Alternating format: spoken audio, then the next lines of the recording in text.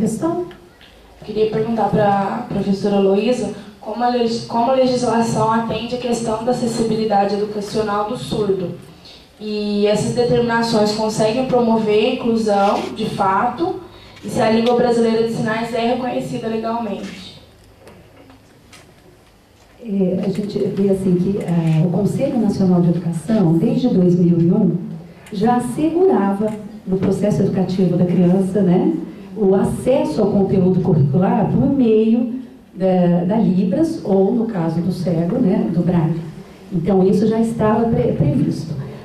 Tudo começou, a gente vê assim, que é tudo muito lento, né? Em 1994, em Salamanca, né, a Convenção de Salamanca, a partir dali, né, o Brasil optou pelo sistema inclusivo, ele foi conivente com as ideias dos postulados de Salamanca, e aí voltamos e vamos trabalhar. Acredito que aí tem verba atrás, porque ficou parado muito tempo.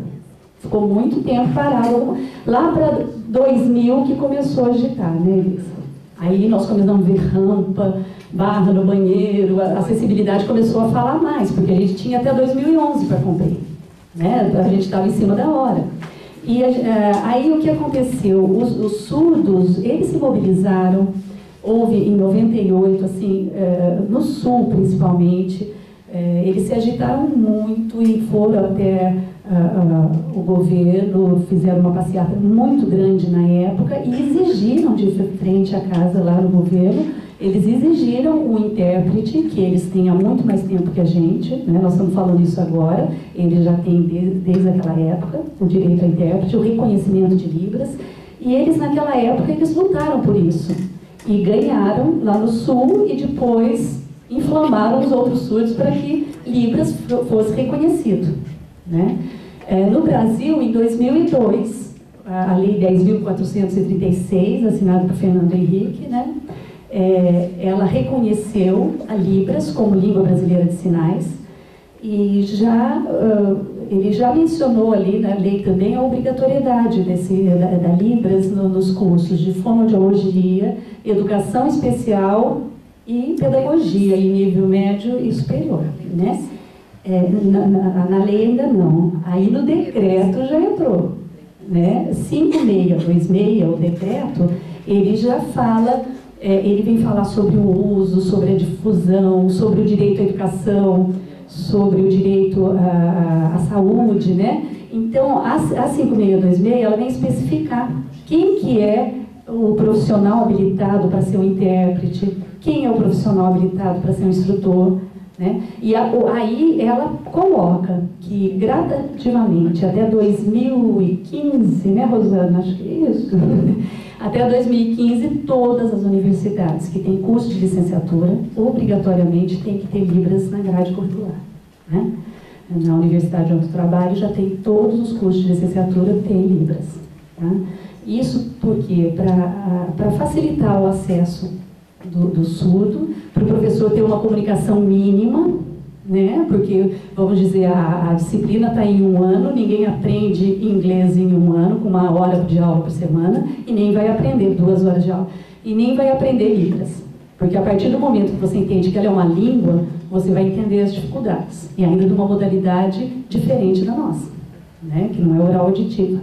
Então, aí veio o decreto especificando e também, quando você perguntou sobre os direitos deles no sentido de intérprete, a gente vê que eles colocaram um outro profissional, porque não tem intérprete, né? Ainda não temos intérpretes. Vamos ver até 2015. Nós temos pouquíssimos intérpretes no Brasil, na nossa região, então é mínima a quantidade. O campo vai abrir muito, porque está previsto para centros de saúde, para bancos, para tudo tem que ter um profissional, tendo surdo ou não. Em cada escola vai ter que ter um profissional. Então o que fizeram foi mudar o título um pouquinho e puseram o professor interlocutor, que ele está na sala de aula, mas ele também não domina Libras. Então, tá assim, quebrando o galho, tampando o sol com a peneira, mas eu acho que esses profissionais vão se habilitar, vão melhorar, porque é tudo muito novo. Eles vão se desenvolver e o trabalho vai se solidificar. Acho que só isso. Questão mais?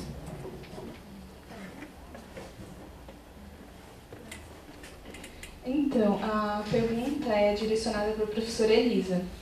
Se a carga horária da disciplina de livros nos cursos de licenciatura é suficiente para a aprendizagem dos futuros professores? Então, a professora Heloísa já começou a dizer e é com muita propriedade, porque a gente que vivencia também tem experiência, né, na área acadêmica com a disciplina de Introdução à Língua Brasileira de Sinais, e as experiências nos demonstram isso, né, Heloísa, que uma carga horária de 70, 60 horas, 30 horas num curso de licenciatura para se aprender uma outra língua é praticamente inviável, né? Porque você tem que aprender, é como aprender o inglês, o francês, o alemão, o italiano. Como é que será que seria possível? Vocês conseguiriam aprender uma outra língua numa carga horária de 70, 60 horas no curso?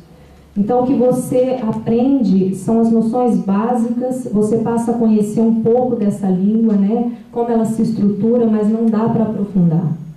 Importante também dizer que, quando se ensina a língua de sinais, e a lei garante isso, que o surdo, o dono da língua, deve estar presente, né? Se o professor não tem toda a sua graduação ou a sua formação como intérprete. Então, o surdo deve estar presente. Em algumas experiências que eu acho importante dar como exemplo aqui para vocês, no curso de pedagogia, onde eu atuo com mais frequência com essa disciplina, quando o surdo, o professor, particularmente eu, passo a parte teórica e o surdo vai ensinar a língua de sinais. A dificuldade do ouvinte, dos estudantes, por quê?